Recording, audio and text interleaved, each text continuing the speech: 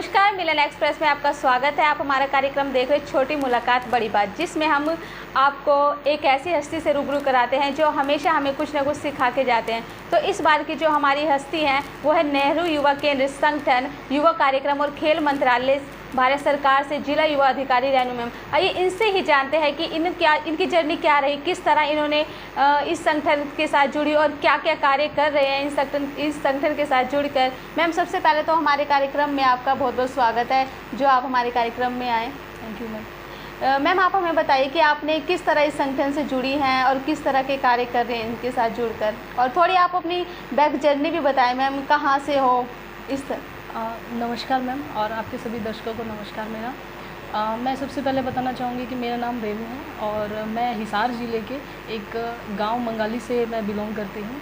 और जो मेरी जर्नी है नेहरू युवा केंद्र संगठन के साथ, वो इस तरह से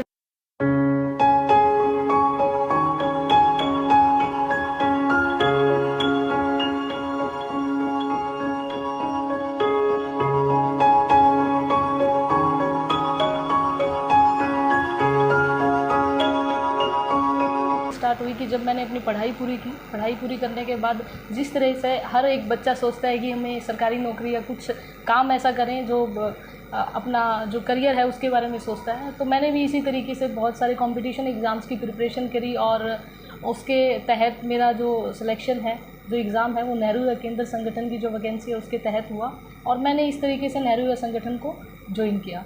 और जो जुलाई 2019 में मेरी पहली पोस्टिंग मंडी हिमाचल प्रदेश में रही। मैम, आप हमें ये बताइए, जैसे आप एक डिस्ट्रिक्ट यूथ ऑफिसर हैं, तो किस किस तरह के कार्य करते हैं ये युवाओं के लिए? मैम देखिए, जैसे कि आप जानते हैं कि नेहरू युवा केंद्र संगठन, इसकी जो स्थापना है, मैं थोड़ा सा बताना चाहूँगी। जो स्थापना है 1972 में हुई और 1972 में स्थापना का जो उद्देश्य था वो यही था कि युवाओं के विकास, मतलब कि उनकी पर्सनैलिटी डेवलपमेंट और उनकी लीडरशिप क्वालिटी है उसको बिल्ड करना। तो ये इसका उद्देश्य था और इस उद्देश्य को चलते हुए इस संगठन की स्थापना की गई और फर्दर इसको 1987-88 के अंदर एक ऑटोनॉमस बॉडी बना दिया गया और उसका उद्देश्य भी यही रखा गया कि जो ग्रामीण क्षेत्र के युवा हैं उनका हम कैसे विकास कर सकें और किस तरह से वो देश के विकास में अपनी भागीदारी कर सकें। तो ये जो संगठन है उसका उद्देश्य है और इसके जो कार्यक्रम रहते हैं वो इसके नाम में ही है कि युवा कार्यक्रम और खेल मंत्रालय जो मिनिस्ट्री है, तो वो युवाओं के विकास के लिए काम करती है। तो इसमें तो मैम, जैसे युवाओं के विकास के लिए काम करती है, तो किस तरह एक युवा जुड़ते हैं आपसे, किस तरह इस संगठन से जुड़ते हैं युवा? देखिए, क्या प्रक्रिया है इसकी? देखिए मैम, जो नेहरू युवा केंद्र संगठन से जुड़ने की जो प्रक्रिया है, जो हमारा काम है, वो हम रूरल एरिया में करते हैं। और मैं बताना चाहूँगी और मुझे बड़ा प्राउड होता है कि ये वर्ल्ड की सबसे लार्जेस्ट ऑर्गेनाइजेशन है यूथ की। तो इसमें जो युवाओं के जुड़ने की प्रक्रिया रहती है वो 15 साल से 29 साल के युवा है वो यूथ क्लब के माध्यम से जुड़ते हैं कि हर एक गांव के अंदर एक यूथ क्लब का बनाते हैं हम, यूथ क्लब, जिसके अंदर लड़के भी होते हैं, लड़कियां भी होती हैं और जिनकी उम्र होती है वो 15 से 29 साल होती है। उसमें इससे कोई लेना देना नहीं होता कि वो स्कूल का बच्चा है, कॉलेज का बच्चा है या इतना पढ़ा लिखा है। वो कोई भी हो सकता है जो समाज सेवा में अपनी रुचि रखता है, जो कहते हैं कि गाँव का एक्टिव यूथ। तो वो जो एक्टिव यूथ होता है वो इसके अंदर युवा मंडल बनाता है और युवा मंडल के माध्यम से अपने ही गांव के अंदर विकास के कार्य करता है। जैसे बहुत सारी स्टेट गवर्नमेंट की, सेंट्रल गवर्नमेंट की स्कीम्स होती है। मैम, जैसे कौन कौन सी नशा मुक्त भारत, जैसे कि नशा मुक्त भारत अभियान हो गया, स्किल डेवलपमेंट के कुछ कार्यक्रम हो गए। मैम, इसको थोड़ा व्याख्या करके बताइए, डिस्क्राइब करके बताइए कि किस तरह योजना कार्य करती है, किस तरह लागू की जाती है और किस तरह युवाओं को अवेयरनेस किया जाता है इसके प्रति। देखिए, जिस तरीके से मैं आपको पूरा प्रोसेस ही थोड़ा सा ब्रीफ में बता देती हूँ कि जैसे कि गांव का कुछ एक्टिव यूथ होता है। हर गांव में 10, 15, 20 बच्चे ऐसे होते हैं जो अपने एक्टिव होते हैं और जो गांव के विकास के बारे में सोचते हैं, कुछ गलत हो रहा है उसके बारे में आवाज़ उठाते हैं। तो इस तरह के युवाओं को मिलकर हम एक ग्रुप तैयार करते हैं जिसको हम युवा मंडल का नाम देते हैं। और वो जो युवा मंडल होता है वो सामाजिक गतिविधियां करता है अपने वॉलंटरी बेसिस पे। ऐसा नहीं है कि सरकार उसको बहुत सारा फंड देती है और इसमें कुछ इस तरह की चीज़ें होती है। वॉलंटरी बेसिस पे गांव के विकास के लिए कार्य करता है। जैसे कि किस तरह की गाँव में शामिल है मैम? हम वो बताना चाहेंगे। जैसे गाँव में नशे का आजकल प्रचलन बहुत ज़्यादा है, तो वो बच्चे मिलके अपने गांव के अंदर नशे पे रोक लगाने के कार्य करते हैं। जैसे कि डिस्ट्रिक्ट एडमिनिस्ट्रेशन से बहुत सारे ऐसे कार्य दिए जाते हैं कि गांव में जैसे इलीगल तरीके से नशा सेल होता है तो उसकी अवेयरनेस करते हैं कि कहाँ पर आपको कंप्लेन करनी चाहिए और कैसे उस जो क्राइम हो रहा है उससे निपटारा बच्चे ले सकते हैं। जैसे और बहुत सारी स्टेट गवर्नमेंट की स्कीम्स होती हैं, बहुत सारे गरीब लोगों तक नहीं पहुंच पाती, तो उन बच्चों के माध्यम से उन स्कीमों को घर घर तक हम पहुंचाने का कार्य भी करते हैं। मैम, जैसे कि एक खेल मंत्रालय आपने कहा, खेल स्पोर्ट्स से भी रिलेटेड है, तो स्पोर्ट्स के बच्चों को किस तरह सिलेक्ट किया जाता है, किस तरह जोड़ा जाता है? देखिए मैम, हमारा जो डिपार्टमेंट है नेहरू युवा केंद्र संगठन, वो बेसिकली काम करता है युवाओं के डेवलपमेंट के।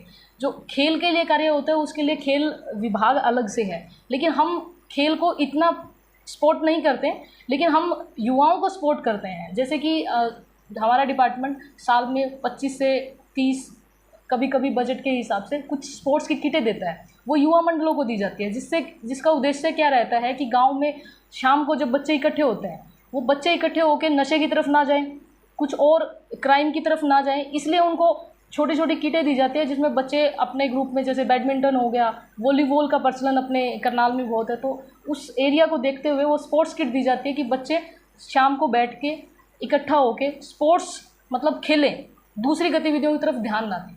मैम, जैसे आपने पर्सनैलिटी डेवलपमेंट की बात करी है, तो उसको किस तरह किया जाता है? देखिए मैम, पर्सनैलिटी डेवलपमेंट और लीडरशिप क्वालिटी एक ऐसी चीज़ है जो इंसान के अंदर होनी चाहिए।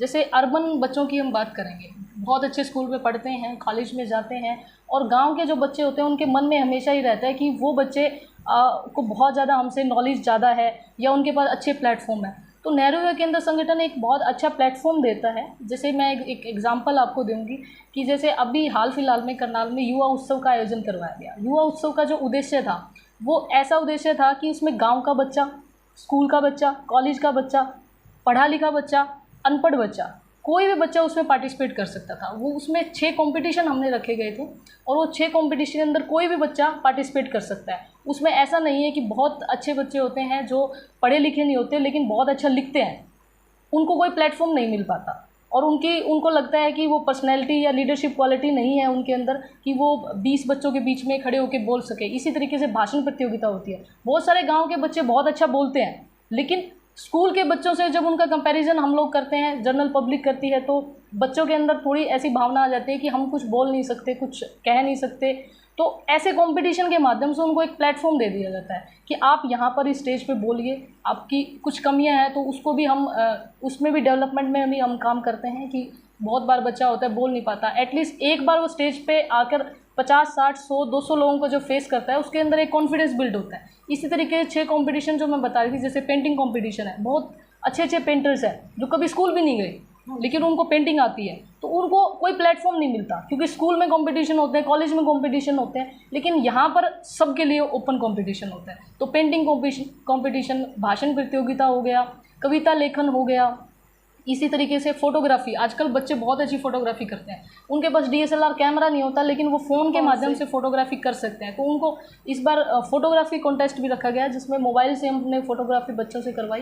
तो इस तरह के कुछ कंपटीशन रखे गए जिसमें बच्चों ने बहुत अच्छे से अपनी पर्सनैलिटी को भी बिल्ड किया और अपना एक अच्छा प्लेटफॉर्म उनको मिला है नेहरू युवा केंद्र संगठन के माध्यम से। मैम, आपने बात की थी जैसे क्लीन इंडिया प्रोजेक्ट की, ये भी इस संगठन के द्वारा ही चलाया जा रहा है, तो इसके बारे में कुछ बताइए मैम। देखिए मैम, क्लीन इंडिया, देखो नाम से ही पता है कि स्वच्छता। वैसे तो स्वच्छता के ऊपर बहुत सारे विभाग के सभी विभाग काम करते हैं और सभी की जुटने के हर एक इंसान स्वच्छता के ऊपर काम करता है। सुबह उठते ही शुरू होता है घर में सफाई करना। अब दिवाली का मौसम है तो वैसे ही पूरे घर की सफाई होती है, लेकिन हर रोज़ हर घर में सफाई होती है, लेकिन फिर भी हमें हर साल स्वच्छता अभियान चलाने की आवश्यकता होती है। उसका रीज़न तो हम खुद ही हैं। तो ये कार्यक्रम का उद्देश्य जो है सिर्फ ये नहीं है कि हम प्लास्टिक को इकट्ठा करेंगे, जैसे कि हमारे माननीय मंत्री जी ने इस बार का जो टारगेट लिया है 1 करोड़ 25 लाख किलो जो प्लास्टिक है देश से, उसको इकट्ठा कर उसका निस्तारण करेंगे। लेकिन उनका साथ में सिर्फ ये नहीं है कि इस साल हम प्लास्टिक इकट्ठा कर रहे हैं अगले साल फिर से करें, नहीं, साथ में उसका मकसद जो है वो ये है कि लोगों को हम समझाएं कि हमारे देश में इतना प्लास्टिक है जो कचरा है, जो लोगों को बीमार कर रहा है, तो उसके बारे में लोग जागरूक हो और प्लास्टिक का कम उपयोग करें और जन भागीदारी से हम इसको एक जो है उच्च स्तर पर लेके जाएं कि लोगों के अंदर एक धारणा बन जाए कि हमें प्लास्टिक को यूज़ नहीं करना है। जन जन तक ये बात पहुंचाना इसका जो है वो उद्देश्य है। मैम, जैसे नशे की बात की थी, कुछ लोग बहुत भटक रहे हैं, युवा लोग बहुत भटक रहे हैं, तो इस नशे को लेकर बताइए कुछ मेन इस मुद्दा क्या है या क्या योजना नशे को लेकर? देखिए मैम, नशे को लेकर अगर हम बात करेंगे तो नशा एक ऐसी बीमारी है जो आजकल हम देखेंगे कि हम करनाल में बैठे हैं, तो हम करनाल की अगर बात करें तो लगभग हर घर में नशा पहुंच रहा है, कैसे न कैसे पहुंच रहा है। बच्चे हैं वो नशे की तरफ बहुत ज़्यादा अट्रैक्ट हो रहे हैं हम कहेंगे। तो उसका जो कारण, जो मुख्य कारण मुझे नज़र आता है, वो कारण नज़र आता है कि हम खुद ही हैं। देखो मैं एक थोड़ा सा एग्जांपल के माध्यम से आपको बताती हूँ। फॉर एग्जांपल, अगर किसी पड़ोसी का बच्चा बीड़ी सिगरेट पी रहा है तो हम उसको देख के अनदेखा कर देते हैं। हम कभी ये नहीं कहते, उसको समझाते नहीं कि ये बीड़ी सिगरेट नहीं पीना है आपको, क्योंकि कल को हो सकता है वो शराब पिए, फिर दूसरे नशे हैं अलग अलग तरह के वो करें। तो हम उसको समझाते नहीं हैं, उसको इग्नोर करते हैं। क्यों करते हैं? कि मेरे घर में नहीं हो रहा। लेकिन अगर हम नशे की बात करें, सरकारी स्कीमें बहुत सारी आती हैं, बहुत सारे अवेयरनेस प्रोग्राम हम चलाते हैं, लेकिन उसका उद्देश्य लोगों को अवेयरनेस देना तो है ही है। लेकिन लोगों को पहले समझना चाहिए कि जब तक नशा मेरे पड़ोसी के घर में है तो कभी भी वो मेरे घर में भी आ सकता है। क्योंकि देखो, देख के ही सीखते हैं। हम कैसे सीखते हैं? देख के सीखते हैं। आजकल बच्चों के पास नशा ज़्यादा क्यों हो रहा है? क्योंकि वो दूसरे बच्चों को देख के सीख रहे हैं, अलग अलग तरह के।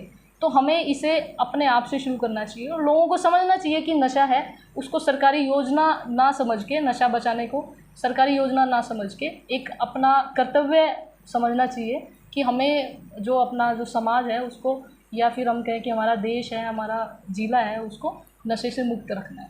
मैम, भारत सरकार ने क्या क्या योजनाएं लागू की हैं नेहरू युवा केंद्र संगठन की तरफ से जो युवाओं के विकास में सहायक है? लेकिन मैम, नेहरू युवा केंद्र संगठन की बहुत सारी ऐसी योजनाएं आती है, हर साल कुछ बहुत सारे प्रोग्राम्स आते हैं, और कुछ दूसरी मिनिस्ट्री के भी प्रोग्राम्स नेहरू युवा केंद्र संगठन करता है जो युवाओं के विकास में बहुत ज़्यादा योगदान देते हैं। जैसे कि मैं बताऊंगी, पर्सनैलिटी डेवलपमेंट के लिए भी काम करते हैं, आत्मनिर्भर भारत के लिए भी, कि बच्चे कुछ सीखें।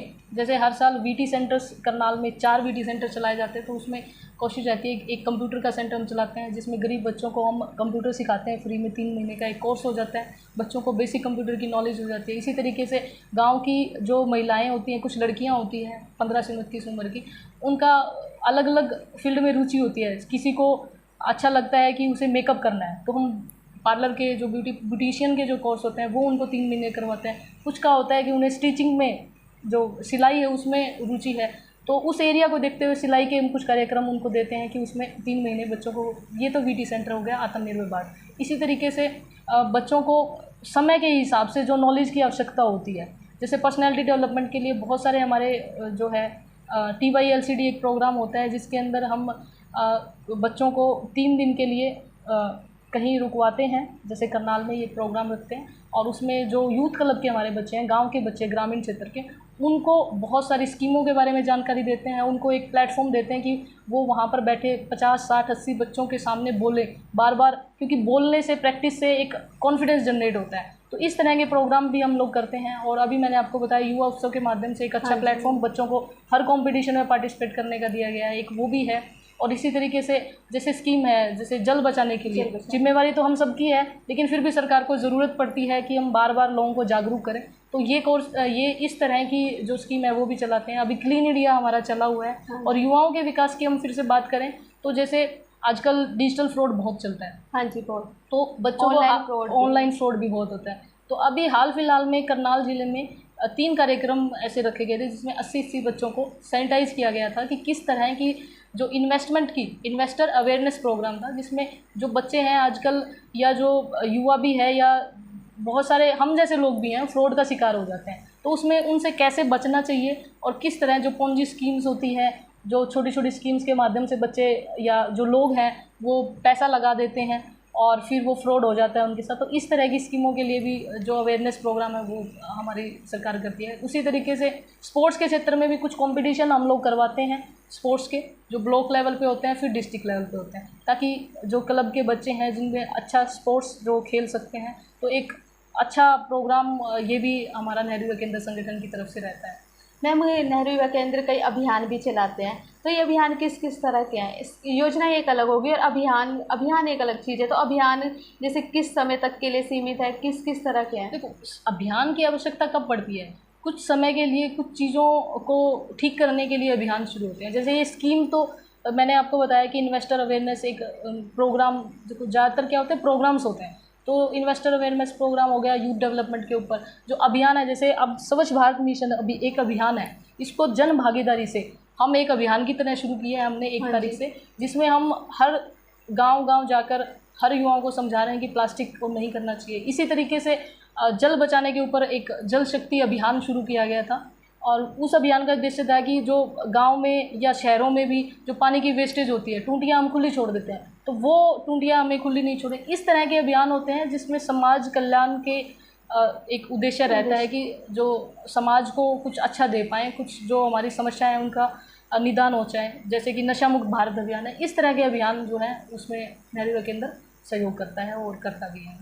मैम आप एक सेंट्रल ऑफिसर हो, आपकी ड्यूटी कहीं भी लग जाती है ऑल इंडिया में। जी जी। तो मैम हर तरह के हर जगह के युवा अलग हैं, उनकी संस्कृति अलग है, भाषा अलग है। जब आप इनसे जुड़ते हो, इनसे बात करते हो, कम्युनिकेशन करते हो, तो किस प्रकार की कुछ दिक्कतें आती होंगी, तो उसके बारे में कुछ बताइए मैम। कुछ ऐसा वाक्य जो आपके साथ घटा हो, ऐसा कुछ। देखिए मैम, अभी तक कुछ वाक्य तो ऐसा मेरे साथ नहीं घटा, क्योंकि देखो हमारा देश जो है, मैंने आपको सबसे पहले बताया कि मेरी पहली पोस्टिंग मंडी हिमाचल प्रदेश में हुई, तो हिमाचल में थोड़ा हिमाचली भाषा का यूज होता है, और इसी तरीके राजस्थान में थोड़ी राजस्थानी, मारवाड़ी, इस तरह की भाषा का यूज होता है। साउथ में जाएंगे तो डिफरेंट लैंग्वेज। हाँ मैम, यही है कि चलो ये मेरी पोस्टिंग उत्तर भारत में तो चल जाएगा, हिंदी आएगी कहीं ना कहीं, लेकिन जैसे साउथ इंडिया हो गया या फिर असम साइड हो गया, यहाँ भाषा बदल जाती है, तो इसके लिए मैम। देखिए मैम, मेरे साथ अभी तक तो ऐसी समस्या नहीं आई, लेकिन फिर भी मैं बताऊंगी। जैसे मेरी पहली पोस्टिंग मंडी हिमाचल प्रदेश में हुई, तो वहाँ थोड़ी बहुत समस्या हल्की फुल्की तो आ जाती है, क्योंकि जो ग्रामीण क्षेत्र के जो लोग होते हैं जिनकी हम बात करते हैं, उनको भाषा की ज़्यादा समस्या आती है, क्योंकि वो अपनी लोकल भाषा बोलते हैं। और लेकिन एक सबसे अच्छी बात ये है हमारे देश की कि हम हिंदी भाषी हैं, हमारी जो मातृभाषा है वो हिंदी है। तो अगर नॉर्थ की बात करें तो वहाँ तो कोई समस्या नहीं है, लेकिन हम देखेंगे साउथ के जो लोग हैं वो इंग्लिश, हम समझते हैं कि इंग्लिश या तमिल इस तरह की भाषा का यूज़ करते हैं, लेकिन उनकी हिंदी भी काफ़ी हद तक अच्छी होती है। इसी तरीके ईस्ट की बात करें, हम बहुत बार घूमने के लिए जाते हैं, तो हमें कभी ऐसी समस्या नहीं आती। लोगों को हमारी जो मातृभाषा है उससे सब लोग जुड़े हुए हैं, और मातृभाषा को हर कोई समझता है। ऐसा नहीं है, हम सुनने में आता है, ये मिथ है सिर्फ कि उधर के जो साउथ के लोग हैं उनको हिंदी नहीं आती, या सिर्फ वो इंग्लिश ही बोलते हैं, या फिर वो तमिल ही बोलते हैं। नहीं ऐसा, मलयालम, हाँ, लेकिन लोकल लोग बोलते हैं, लेकिन ऐसा नहीं है कि उन्हें हिंदी समझ नहीं आती। देखो हिंदी हमारी मातृभाषा है, और हर स्कूल में हर बच्चे को पढ़ाई जाती है, तो सब लोग इससे जुड़े हुए हैं और सबको समझ आती है। और आजकल जब जो इंग्लिश की हम बात करें, तो हमारे नॉर्थ में भी हर स्कूल में इंग्लिश जो है वो पढ़ाई जाती है, हर बच्चा इंग्लिश भी पढ़ता है, तो ऐसी जो भाषा की समस्या है वो बहुत ज़्यादा नहीं रहती है। मैम कभी आपके आगे कोई ऐसी समस्या आई हो, जैसे आप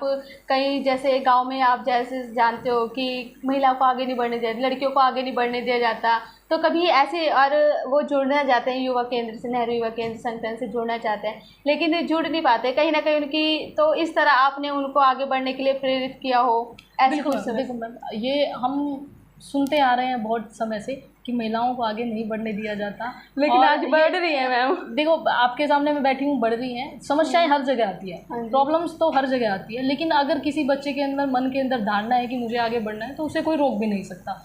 हाँ, बहुत बार ऐसी समस्या आती है, बहुत सारे यूथ क्लब की जो लड़कियां हैं उनके साथ समस्या आती है, वो शेयर भी करते हैं कि हमारे पेरेंट्स मना कर रहे हैं, अलो नहीं कर रहे कि ये क्या काम कर रहे हैं आप समाज सेवा का, समाज सेवा में क्या रखा है। देखो समाज सेवा तो ऐसी चीज़ है जिसमें सब कुछ रखा है। हाँ जी। संस्कार रखे हैं, अगर संस्कार नहीं होंगे तो समाज सेवा नहीं होगी, समाज सेवा से ही संस्कारों का जो है जुड़ाव रहता है। तो समस्याएं बहुत सारी आती हैं, तो उसमें हम जो करते हैं, मैं जो पर्सनली करती हूँ कि बहुत बार ऐसा होता है कि लड़कियों को नहीं निकलने दिया जाता, तो उनके पेरेंट्स की थोड़ी काउंसलिंग करनी पड़ती है, उनको समझाना पड़ता है कि ज़माना जो है वो बदल गया है। वो नहीं रहा कि लड़कियां घर में बैठे और सिर्फ खाना ही बनाए, सफाई ही करे, या घर के जो काम करें। बाहर निकल के, अगर लड़कियां ही बाहर नहीं निकलेगी तो लड़कियों के बारे में सोचेगा कौन? महिलाएं जब तक आगे नहीं बढ़ेगी तो महिलाओं के बारे में सोचेगा कौन? तो ऐसी समस्याएं आती है, लेकिन उनका हर समस्या का सोल्यूशन होता है। अगर उनको, उनके पेरेंट्स को या उनको अच्छे से काउंसिल करके उनको समझाया जाए, तो उनके जो मन की जो बातें हैं, विचारधारा है, वो निकल के आती है, और प्रॉब्लम शेयर होती है तो उसका सोल्यूशन हमेशा निकलता है। मैम जैसे आपने बताया 29 वर्ष तक एक यूथ का मेंबर रह सकता है, एक युवा, तो जो 29 वर्ष के बाद फिर क्या, अगर जो वो मेंबरशिप उसको मिलती है या नहीं मिलती है? देखो क्या जो मेंबरशिप की मैं बात करूं, वैसे तो बहुत सारे ऐसे लोग हैं जो 60 साल के हो गए हैं, वो भी जब मेरे सामने बैठते हैं तो कहते हैं कि हम युवा हैं, आप ये मत समझिए कि हम 60 साल के हो गए हैं और नेहरू युवा केंद्र से नहीं जुड़ेंगे। तो उस करनाल में बहुत सारे ऐसे लोग हैं जो प्राउड से कहते हैं कि हम नेहरू युवा केंद्र संगठन से जुड़े थे और आज उनकी बदौलत यहाँ पर हैं और आज भी हम अपने आप को युवा फील करते हैं। लेकिन देखो, सरकार की जो नेशनल यूथ पॉलिसी है उसकी स्कीम जो है उसके अंदर क्या है कि 15 से 29 साल का जो लोग हैं वो युवा हैं, 29 के बाद वो युवा नहीं रहते और 15 से पहले भी वो युवा नहीं है। तो ये एक जो है हमारी पॉलिसी है, नेशनल यूथ पॉलिसी जिसको हम बोलते हैं। लेकिन उसके बाद भी अगर समाज सेवा, देखो समाज सेवा के लिए ना कोई उम्र होती, ना हम उसको ये कह सकते हैं कि जी आप 30 साल के हो गए हैं, 35 साल के हो गए हैं तो आप समाज सेवा नहीं करेंगे। समाज सेवा की कोई उम्र नहीं होती। लेकिन उनके साथ ये होता है कि हम क्लब का हिस्सा नहीं रखते, लेकिन क्लब को चलाने के लिए जब तक बड़ों का सहयोग नहीं होगा तो बच्चे कुछ नहीं कर पाते। तो उनके सहयोग से ही हम जो नए बच्चे हैं उनको मोटिवेट करते हैं और उनको जो समाज सेवा के क्षेत्र में अपनी रुचि रखने के लिए प्रेरित करते हैं। तो उनका पूरा सहयोग रहता है। ऐसा नहीं है कि उनको हम ऐसे कह दें कि नहीं जी अब आपकी आवश्यकता नहीं है। नहीं, समाज सेवा वो कर रहे हैं, उन्होंने सालों तक वो कहते हैं ना कि सेवा की है, तो ऐसा तो नहीं होगा कि वो चले जाएंगे। उनके साथ हम मिलके काम करते हैं कि नए बच्चों को जो सिखाओ, क्योंकि आजकल का युवा थोड़ा कम समाज सेवा के क्षेत्र में रुचि रखता है। तो जब बड़े लोग समझाएंगे तभी उनके समझ में आएगा। मैम, जैसे अब कुछ युवा नहीं जानते नेहरू युवा केंद्र के विषय में, संगठन के नेहरू युवा केंद्र संगठन के विषय में नहीं जानते, तो किस तरह वो इससे जुड़ सकते हैं? इसके लिए कोई कॉन्टैक्ट नंबर या फिर? देखिए करनाल में जो नेहरू युवा केंद्र संगठन से जुड़ने के लिए आपको कुछ नहीं करना। अगर वो मिलना चाहते हैं, समाज सेवा के क्षेत्र में रुचि रखते हैं और वो चाहते हैं कि हम भी अपने गांव का विकास करें, तो इसके लिए उसे जो नेहरू युवा केंद्र करनाल का जो एड्रेस है वो मैं आपको बता दूंगी। तो करण स्टेडियम में फर्स्ट फ्लोर पे, प्रथम तल करण स्टेडियम में करनाल का बच्चा जानता है और वो सीधा करण स्टेडियम में आके और फर्स्ट फ्लोर पे नेहरू युवा केंद्र संगठन का कार्यालय पूछेंगे तो सीधा वो मुझसे मिल सकते हैं। और किसी भी तरह की जो युवाओं के विकास के लिए किसी भी तरह की मदद की आवश्यकता है तो वो आकर मिलकर वहाँ पर डिस्कस कर सकते हैं और उसका समस्या का ज़रूर समाधान होगा। और अच्छी बात है कि अगर युवा खुद से आगे बढ़ के आए, तो किसी को हम उठा के लेके आते हैं घर से, वो एक अलग बात होती है, उसकी रुचि पता नहीं कितने दिन तक बनती है। लेकिन अगर कोई बच्चा हमारे पास खुद चल के आता है तो हम समझते हैं कि उसकी समाज सेवा के क्षेत्र में बहुत रुचि है और वो उसे अपने जीवन में कुछ न कुछ अच्छा करना है। मैम, एक सवाल और, जैसे कुछ बच्चे जैसे बीच में स्टडी के लिए चले जाते हैं वो बीच में उनके ये संगठन से जुड़ाव जो होता है कहीं ना कहीं अलग हो जाता है, तो इसके लिए मैम क्या प्रक्रिया है? मैम, जैसे वो कोई स्टडी के लिए चला जाता है, कई विदेश चले जाते हैं और कोई घर की मजबूरी या कोई प्रॉब्लम हो उसकी वजह से छोड़ देते हैं, कई रीज़न है मैम। तो इसके लिए मैम क्या करते हैं? आपकी बात सही है कि बहुत सारे बच्चे हमारे साथ यूथ क्लब के मेंबर होते हैं जब वो स्कूल में होते हैं, कॉलेज में होते हैं, लेकिन उसके बाद आगे की पढ़ाई करने के लिए कहीं उसकी जॉब लग जाती है तो वो छोड़ के अपने ज़िले को चले जाते हैं। तो अगर कोई दिल्ली चला गया, कहीं और चला गया पढ़ाई करने के लिए, तो देखो अगर वो अपने गाँव में है तो गाँव के विकास के बारे में सोचेगा। लेकिन हम उसको जो यूथ क्लब का मेंबर है वो तो हम नहीं बना सकते क्योंकि वो उस गांव में अभी नहीं रह रहा, क्योंकि यूथ क्लब जो है वो गांव स्तर पर हम बनाते हैं। तो विलेज स्तर पर जब हम बनाते हैं तो वो अगर बाहर चला गया तो हम उसको मेंबर नहीं रख सकते। लेकिन जब भी वो अपने घर आएगा तो समाज सेवा करने के लिए कोई समय और किसी विभाग से जुड़ने की और किसी भी चीज़ की आवश्यकता नहीं होती। वो कभी भी समाज सेवा कर सकता है, अपने गांव के क्लब को सपोर्ट कर सकता है हर तरीके से। बच्चा बाहर जा रहा है, अच्छी पढ़ाई कर रहा है तो कुछ नई चीज़ें सीख के अपने गांव के बच्चों को सिखा सकता है, तो वो जुड़ा रह सकता है। लेकिन क्लब का जो सदस्य है वो हम उसको नहीं रख पाते। उसका कारण ये है कि वो गाँव में नहीं रह रहा इस टाइम। तो मैम क्या हर साल अपग्रेड होता है इसके? तो ये इसके लिए प्रोसेस यही रहता है कि हर साल हम युवा मंडल का नवीनीकरण करते हैं। मतलब जो पुराने युवा मंडल है जो सक्रिय है उनको उस एज ग्रुप में है तो ठीक है, अगर वो उस एज ग्रुप में नहीं रहते तो हम नए बच्चों को उसके अंदर ऐड करते हैं, यूथ क्लब के अंदर उसका नवीनीकरण करते हैं, उसको फिर सक्रिय करते हैं। और जो बच्चे बाहर चले गए हैं, छोड़ गए हैं, जिनका रुचि नहीं रही है, तो उनका हम उस क्लब से निकाल के उसकी जगह नए बच्चे ऐड कर लेते हैं। मैम बहुत बहुत धन्यवाद, आप हमारे कार्यक्रम में आए और इतनी अच्छी अच्छी बातें बताई युवाओं से जुड़ी और युवा किस तरह आगे बढ़ सकते हैं, तो इसके लिए मैम बहुत बहुत धन्यवाद। ये थे हमारे साथ रेनू मैम जो नेहरू युवा केंद्र संगठन युवा कार्यक्रम और खेल मंत्रालय भारत सरकार से जुड़ी युवा अधिकारी थी, जिन्होंने युवाओं से जुड़ी बहुत सी बातें बताई कि एक युवा किस प्रकार नेहरू युवा केंद्र से जुड़कर अपने आप को विकसित कर सकता है। अगर ज़्यादा से ज़्यादा युवा इस नेहरू युवा केंद्र से संगठन से जुड़ेंगे तो वो अपने आप को विकसित कर पाएंगे और कहीं ना कहीं उनके अंदर आगे बढ़ने के लिए एक लीडरशिप की भावना भी विकास लेगी और उनका विकास इस प्रकार होगा कि वो एक अच्छे समाज की नींव रख सकते हैं। ये था हमारे कार्यक्रम छोटी मुलाकात बड़ी